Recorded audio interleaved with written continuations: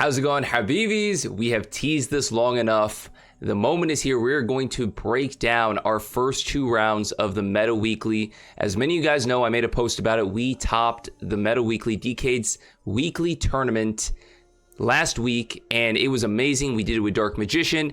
It was a vibe. What we're going to do in this video is you're going to be watching the live duels. I sped up some parts of it. I cut some parts of it. I muted some parts of it. It did take a long time to edit, so hopefully you guys will enjoy it. But you guys will get to see not only how it happened, the chat's reaction, all that cool stuff, but also I'll be able to look back at things retrospectively and give my insight with, whether or not I thought it was a good move looking back on it, whether I could have done something differently, and also some things that I might have been thinking at the time that I didn't vocalize on stream because I was pretty locked in. I was trying to stay focused, but hopefully you guys enjoy this style of video. If you do, give me a thumbs up and let me know in the comments below, and we could do maybe some more stuff like this. I would really like to. Also, I do want to thank you guys for 5,000 subs. Just wanted to say it in a video. Thank you guys. But without further ado, let's start round 1, game 1 of the Meta Weekly. Let's get it. Win the coin flip, win the game, as they say. Okay, or lose the coin flip, lose the game. No problem, no problem. So we're going up against Punk. They got new support, and we're trying to figure out what to do to stop them. Ogre versus Punk. Versus Punk. I really don't even know. Huh. I really don't even know. So I usually have a hand cover during these times. I had it as a quick key, so it kind of got removed at times. But as you can see, we played 23 hand traps, or going second cards in this deck. We only opened Punk, which isn't great versus... I'm sorry, we only opened Ogre, which isn't great versus Punk. So I was trying to think which Ogre, or which, thing I should pop with Ogre would give me the greatest value. I come to the conclusion that the field spell would work the best just because it gives them a body as well as a draw. So I figured that would be the best option. It seems to have worked. I think, you could have made the case to maybe use Ogre on one of their tuners so that they can't synchro summon, but I think they still would have been able to do it. This new Punk support is insane. The Ixies you see on the field is Jam Fever. That is their new boss monster. It's basically a monster effect negate, so kind of like Photon Lord. Here we're going to Ogre this. Am I really going to stop at draw 1? Once between you can banish 1 Punk card, especially someone... I mean, that's an additional body.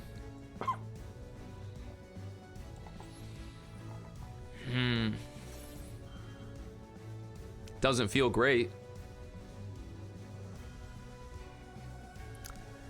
So we do Ogre this here, and we're just kind of left at our opponent's mercy, which sucks. It's not a great feeling because you really don't know what to do from here.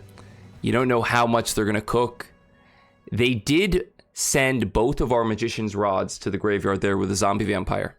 So we don't have Magician's Rod in play unless we add it back with its effect from the graveyard.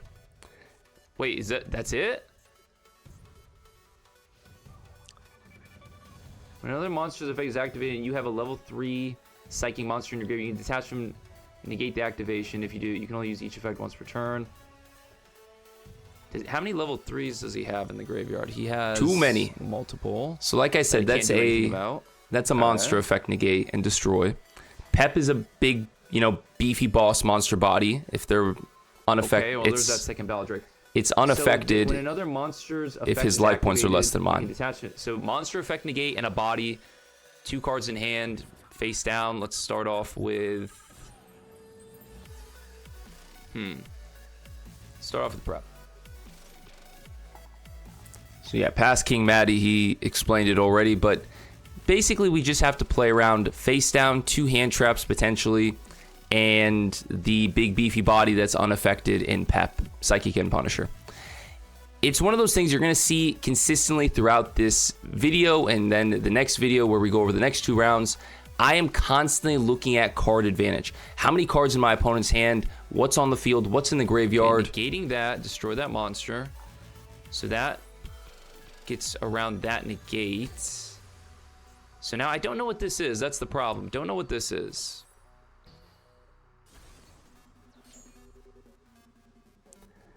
So yeah, card advantage is the name of the game. and trying to see what Now, my we opponent win the has game. is very We important. win the game if this works. What I'm considering doing is risky.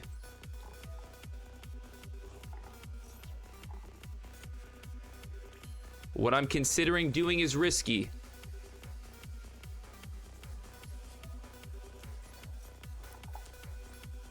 So this is a plan that apparently nobody, I went back and I looked, nobody in the chat even thought of this. But you know something? It makes perfect sense when you do it. You can't get over Pep the old-fashioned way by beating over him, but there's other ways around that.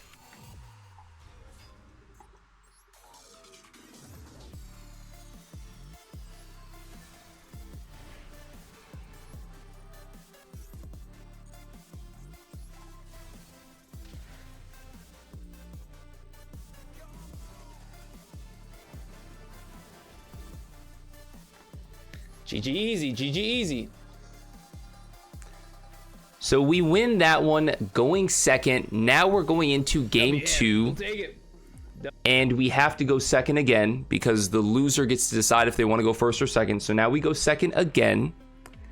And with that previous duel, what I was saying, and it's a theme you're going to see consistently, is I am constantly trying to see how many cards my opponent has and see what cards they have told me they have. So if they add stuff to the hand, like when Blue Eyes adds Effect Veil, those are things you need to keep track of.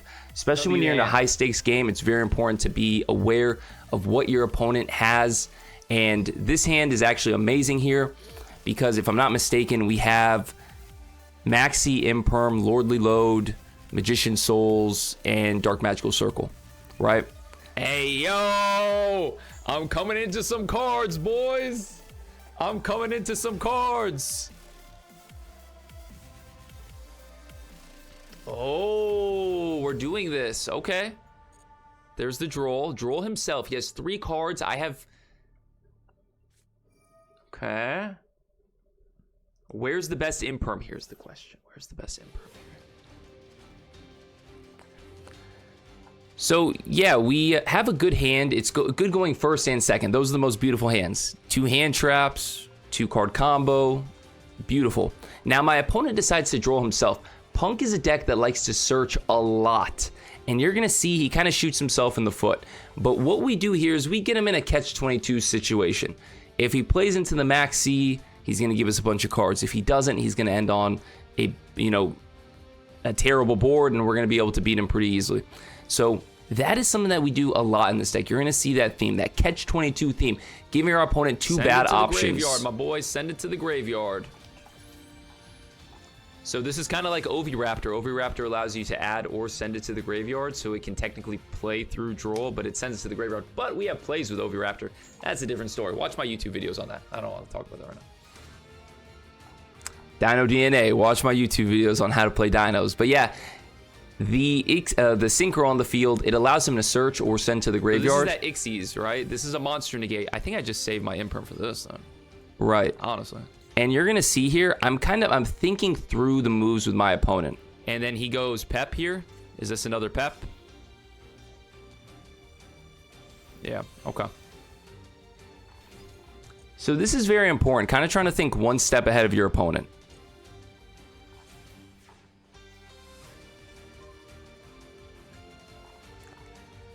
So what we're going to do is we're going to Imperm the Jam Fever. So there goes the monster negate and destroy effect.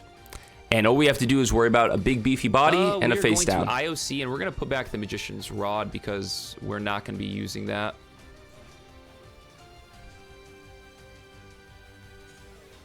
Let's grab Magician Souls. Put back the Rod. Actually, that was maybe a bad play. I hope I don't regret this. No, I won't. I won't regret this. Because I'll at least get the body out. I'll at least get the body out for the normal summon.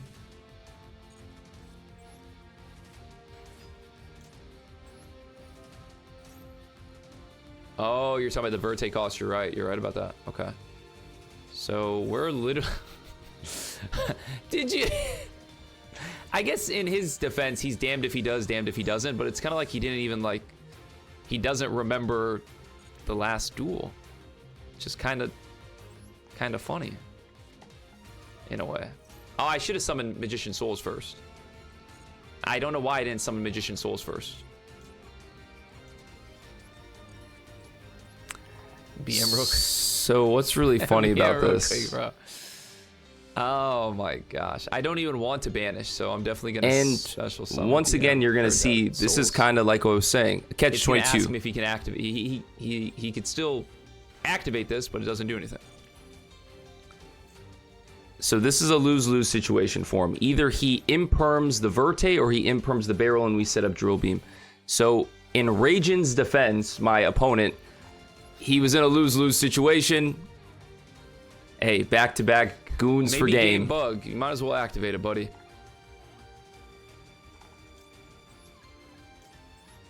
Okay, so I'm at 6,000. I have less life points. I have to go for this first, or else he'll have less life points, and then this will be unaffected again. So I have 6,000. He has 62. He's gonna just try it. Hey, maybe the game bugs. Maybe it works for you. Does this do something if your opponent activates a card, or if it, you can? Okay. No, we're good. Pep first. Pep first. All right. Only if you say so. If you say so, buddy. If you say so. Oh, that was pretty easy, to be honest with you. We take those. Round 1, 2-0, going second both games. GG, my friend. So yeah, 2 wins going second with Dark Magician. This coin flip. Let's go to round 2, baby. Let's go to round 2. Flip. Don't make me go second 3 duels in a row. In store for us? Yeah. All right, this guy. Oh, I won the coin flip. This guy is Master 5, but I'm Master 4, so that makes me better than him. I always start my duels in tournaments like this because you know how the cards float in, so I start it with my face cam. Indeed. We definitely start with preparation of rights. And I can't tell if that was lag. No drool. Go IOC. He has something. Alright, I'm going to go for this. I'm going to put back ref. And I love how IOC forces me to just show my entire hand, so there's that.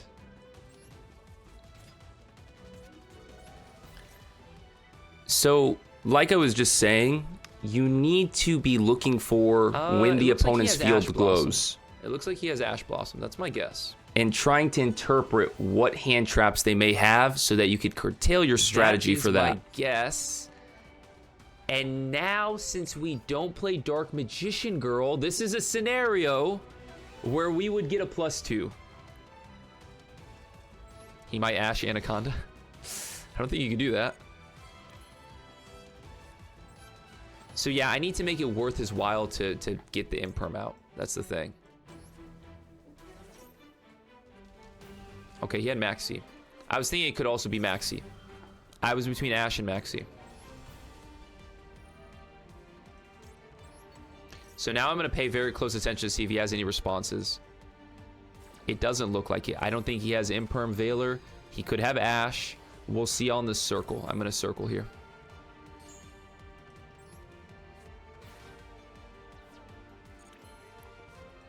Circle. Response. He has Ash Blossom.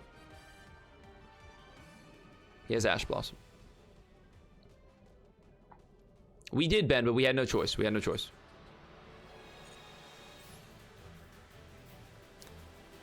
Circle adding circle. You'll love to see it. But yes, looking for these tells on your opponent is very important. Something I do want to also mention is we did cut Dark Magician Girl for this deck. We'll go over the deck list in the next video. I'll include it in the description box, though, for you guys. He definitely has Ash Blossom, by the way. Definitely 100% has Ash Blossom. So I know one of the cards in his hand. So that means he's going to draw. He'll have a 4th card for me to worry about. I have 2 disruptions. That's not ideal. That's not ideal, but it's okay. So yeah, playing the card advantage game is very key here, especially when you don't know what your opponent's playing. So now I think they're playing Snake Eyes because it's a 40 card deck that plays the Millennium Engine. but I'm in for a very interesting surprise here. Oh, wait, what? Vanquish Souls? What? So he has Ash Blossom in his hand in 2 cards.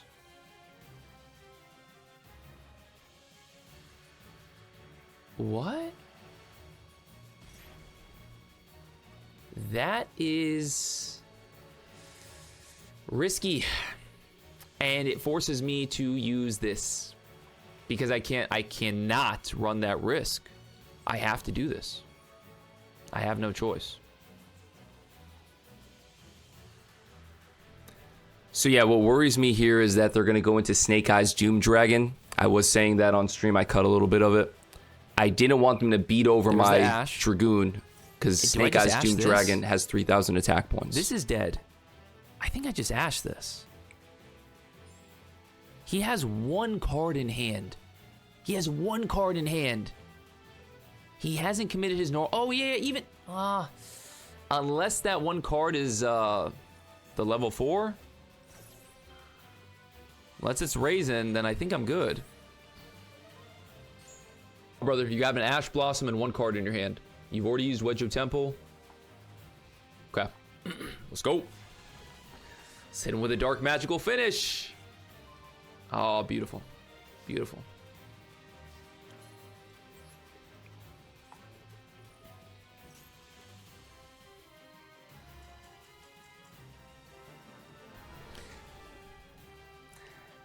So we take game 1 there. Something I do want to point out, you guys saw me look at the related cards. That's very important. Okay, this is a really good hand going I'll first. talk more about it in a second. This is a really good hand going first. It's solid. This could work. This could work. A few moments later. I appreciate it. All right. Let's go. All right, we take our first L. Let's not take our second one. It, in fact, did not work. We got obliterated. Right, if you guys want to see the duel, it's on my Twitch VOD. Go check it out. But like I was saying, we look at the related cards a lot so that we know all the cards in our opponent's archetype. It's an interesting feature that you could do on Master Duel, and it's very helpful. You're going to see I do it in, be very interesting. in this duel a couple times, too. This will be very, very interesting indeed.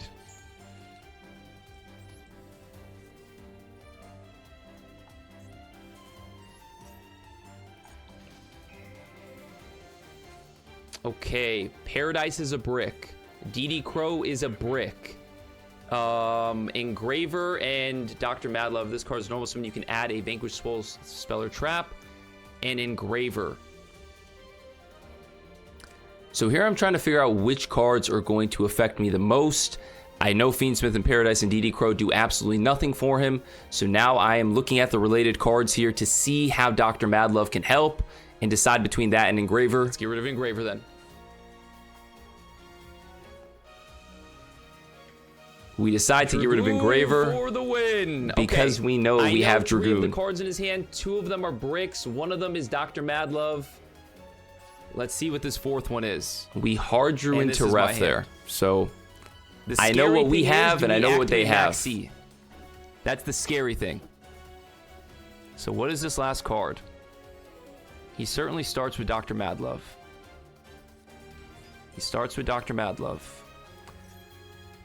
Do I just negate this? Or do I just ash this? Do I ash this and then just negate whatever the last card is? I think that's what I do. So yeah, hopefully you guys are seeing some of the things that I mentioned at the very beginning of this. I don't think the rock matters. We're looking at the related cards. We're trying to know what we know, card knowledge on what our opponent has, and we're just trying to make the best possible play based off of that. And that is a key to these big tournaments, these big duels, where you know what you need to pay very close attention to everything, you know? Look closely at all your options. Now here they're going to weaken my Dragoon, which is important because they have Heavy Borger, which is 2,500 attack. They have Caesar, which can, you know, get to, which is 3,000. So they could beat over Dragoon now. So that is once again, not important. Paradise, Madlove, DD Crow, mystery card.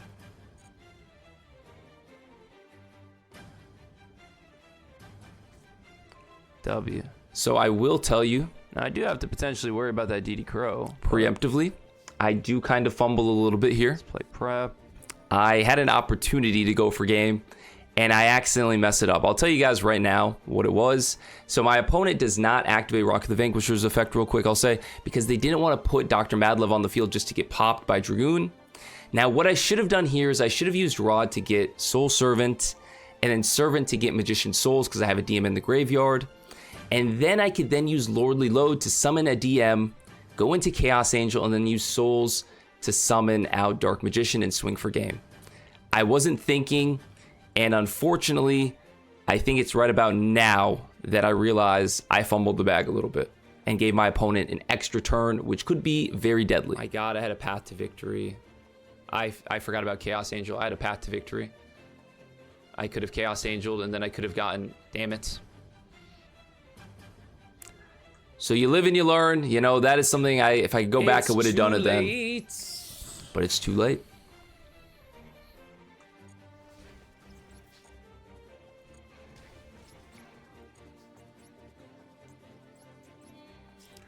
So we're going to go SP Little Knight, get another disruption on the board, because why not?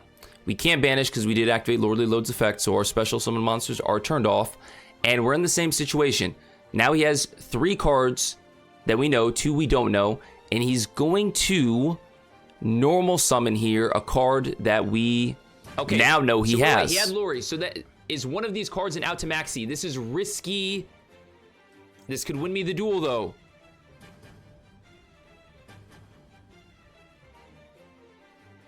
This is Fiendsmith of Paradise, DD Crow, Dr. Madlove.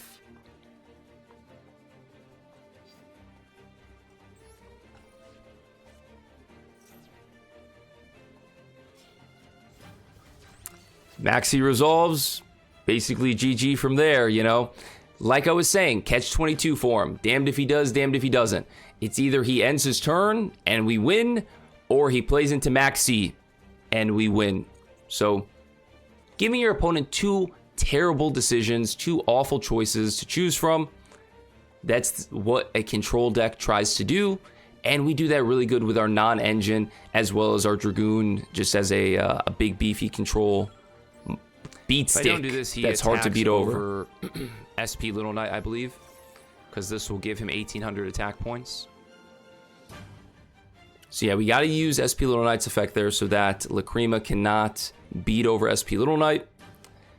And now he's basically left with just one move to summon Engraver, because like I said, we know 3 of the cards in his hand. We don't really have to worry too much. Let's wrap this one up with a bow. Lacrima's effect is only in the graveyard, right? When she's in the graveyard. And even then, what does he do with that? It doesn't... During your opponent's turn, if this card is in your graveyard, you can target one Fiendsmith Link. Okay. It's not a big deal. Not a big deal. Not a big deal at all.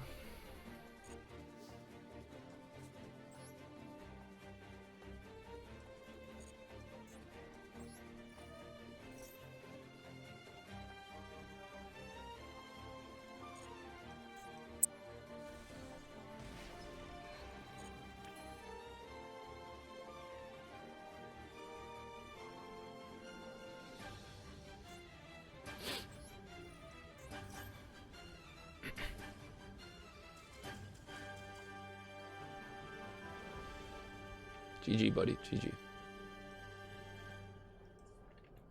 Top 32 with DM. TCKS. Love to see it. TCKS. Love to see it. Take care, keep safe, by the way. What is this guy saying to me? TCKS. Round 3 goes to Dark Magician, the best deck. Dark Magician, the best deck. I am 1 round away. 1 round away from my dream being fulfilled.